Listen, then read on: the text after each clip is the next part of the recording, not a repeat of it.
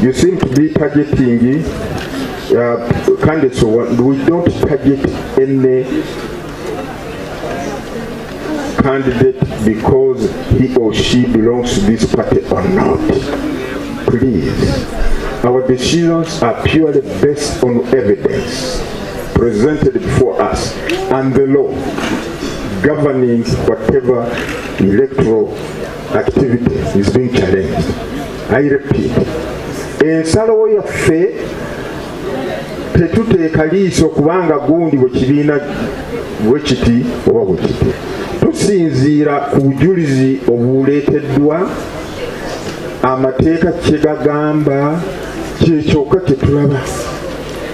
Oyinza okwesanga ate n'ekyokubiri, waliwo bagamba nti waliwo ab'ebibiina ebivuganya betugamba nti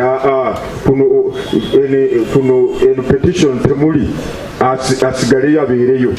Tubalina mwagala tubawo bwino oyo yonna kale olujja tugenda okubalaga nti twafuna petition bweti ono yali flaga bearer nga baagala bamugjemu ne tugaana, ne tufuna petition bweti ne tugaana. Juzi baali baagala tujjemu bagundi bano nakawati division west baawa ne tugamba nti nedda basigaleyo, tulinze kooti oba nekiriziganya naffe tumanyi. Ate nekyokubiri, etteeka ligamba nti akakiiko bwe kamala kuwa ensala oli n'atamatira yeyongere mu kooti. That's what the rule of law is all about. That's what fairness is all about. That's what justice is all about. That your door is not shut by the commission. You can go to the courts of law.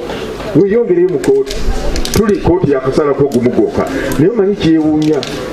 Banange batuvuma ne batuvuma ne sekuvumirira kooti bwe yasala saddayo kuwulira omuntu yenna ng'alina kyagamba. Anyway, ensi bweti bwebeera. We accept that. So anyway, it's not true we are targeting any particular political party, no. As I said, we don't generate these petitions. Everyone is given a hearing and the decision is based on the law and the evidence as we interpret it.